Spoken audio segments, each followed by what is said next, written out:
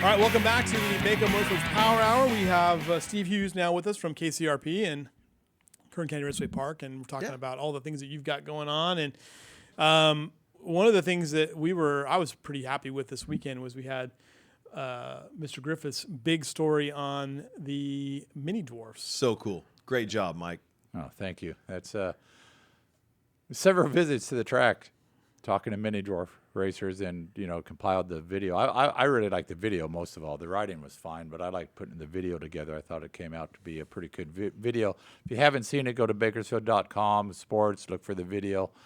I really liked the intro of the video, and not bad for my first video. Yeah, not bad at all. Not bad at all. Did a great job. And it was well received. Yeah, well received. We had several hundred people read the story, a lot of comments and shares on the story, and it's just kind of interesting. Like the mini dwarfs, what do you see out of that class? What's they happening? really are. I say it in all of my commercials for Kern County Raceway, whether they're racing on the dirt or racing on the asphalt. They're the future stars of racing.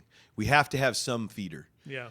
Little League Baseball, AYSO soccer is all there to feed when they go into high school and when they do things like that. We need a feeder division, and if we can get them started and get that generational deal going, it's only going to benefit especially local short track racing. Right.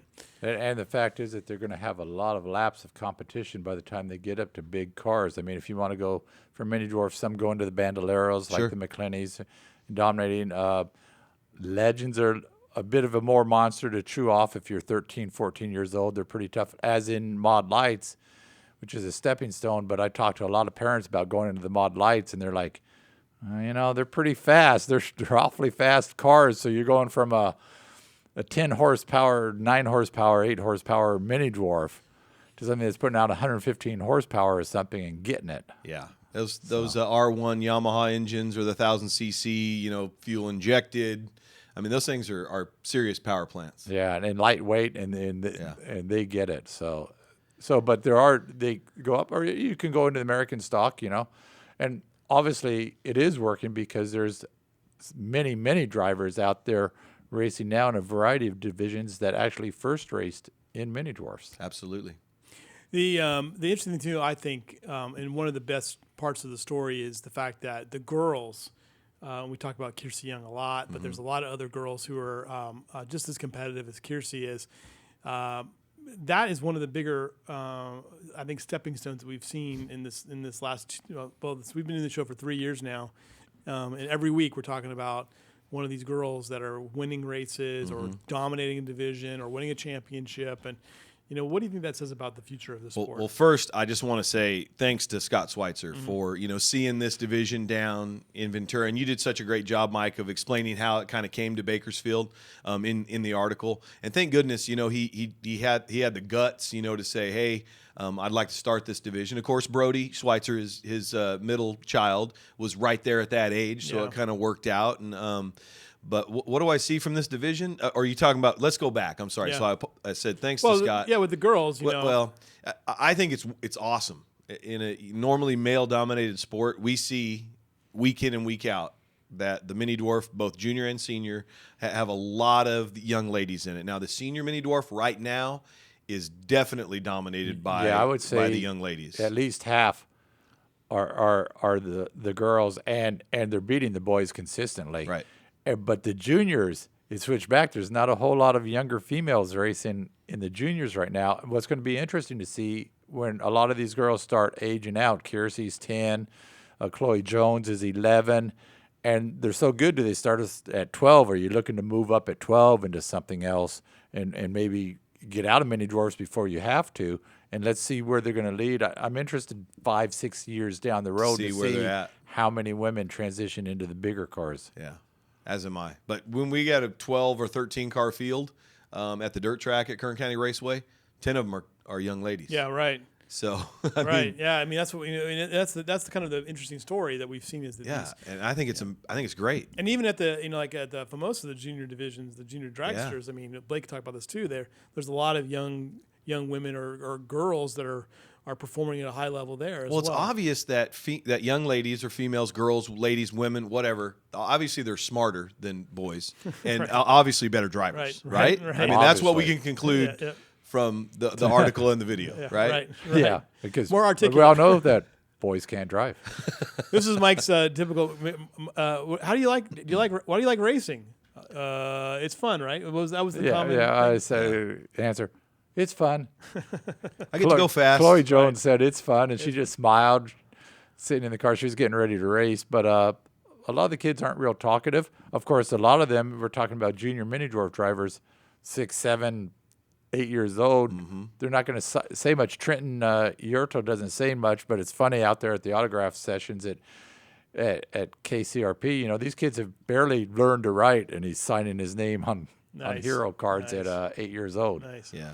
Well, tell us about what's going on with you guys and what's coming ahead. And Well, right now, man, we're in the middle of a little 2-week summer break. Yeah. We kind of rolled the dice, and you kind of pick and choose what weekends you're going to be off. Obviously, last weekend, I would have liked to have moved the racing to this weekend where it's going to be under 100 degrees. But we still had a nice crowd. The racing was great. We did tear up some stuff in the spec mod division in separate incidents. You know, there was 2 incidents that were multi-car. One right at the beginning of the race that took out our points leader, Kevin Callahan, in the 32 and spun the 8 of Jim Coffey. Coffey was able to get back in it, and then the 2 car fell off because he was overheating, and so that really opened the door for Eric Brust to get a good finish and kind of tighten up the spec mod division points. But then he ended up breaking a left rear hub and spinning out coming out of turn number 4. So the points chase did get a lot tighter, just a lot deeper in the field. Right. So last weekend was good.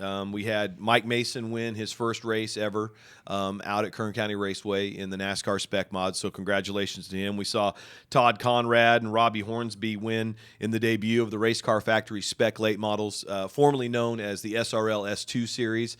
They put on a great show for us. Those cars, it's funny. There's a lead pack, a middle pack, and then the guys that run at the back. But it's all good racing through the entire field. So we were really happy to get those guys back out to the racetrack. And we're going to actually see them 3 more times in 2016. Officer James Jones from the BPD won in the 911 Racing Series. Austin Wilson becomes the 2nd repeat winner in the mini dwarf division. So that was cool. And then we had, of course, the motorcycles. And I know that your staff photographer Felix. got some great shots out there. Yeah, Felix Adamo. Yes. Now his brother is Frank Adamo. The Adamo. photographer is Right. Felix Adamo. Adamo, Yeah. right. And don't forget that. Yeah, Yes. but Dustin Yeah, Hoffman, Nick Aguirre, and the ageless Randy Griffith won in the Golden Empire Supermoto. So it was a good night of racing. Good night. Just a little bit hot. It was warm. It was yes. warm, but good night of racing. Yeah, a couple weeks off now. This weekend, nothing going on Yeah. out at Kern County Raceway, but we'll be back in action on Friday night, August 12th. A-Mods, the Total Lubricants A-Mods, the B-Mods, Mod Nice Lights, typo there. and the American Stocks making their season debut for 2016. And, you asked me last week about how many doubleheaders we're going to have. Yeah. I thought 1. No, it's not true. So the 19th of August, we're going to have a dirt race. Then we have an asphalt race on the 20th. Okay. We come back, goodness gracious, in September 9th and 10th we'll be racing, and then a couple weeks after that. So 3 of the 4 dirt races that we have left are going to be double headers out at Kern County Raceway. So we're excited and geared up for that final run to the end of the season. So we talked a little bit about the A mods and the B mods. The B mods. B-Mods, yeah, there's no typo there. That's okay. Yeah, those things happen. It's the French Yes. version, The French actually. version, right? Yeah. The French, Yes, French. Yeah. The Bimond. Bimonds. Yeah, there we go.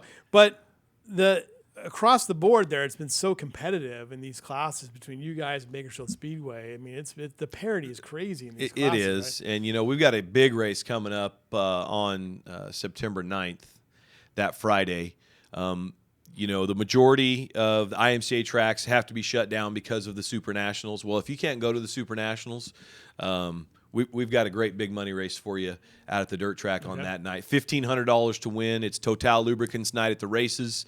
$1,500 to win for the A-Mods, $1,000 to win for the B-Mons. Yep.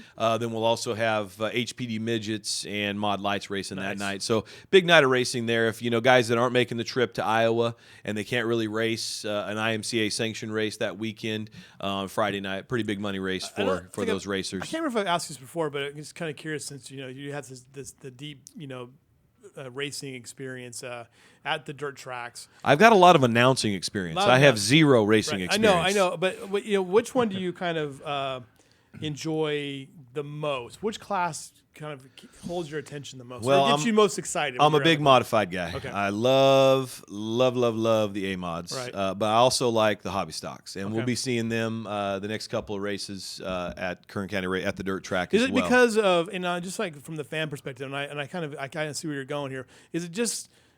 I think the A-Mods are exciting from start to finish Mm-hmm. because you just never really know. I mean, very rarely do you see somebody get out there and just run away with it. Right. Anything can happen, which is, I guess, is racing at its best. But I mean, there's sometimes, especially in the hotter months, Yeah. I mean, a guy that's out front is going to stay out there. Not a whole lot of passing, but a guy that's mid-pack might get up to second.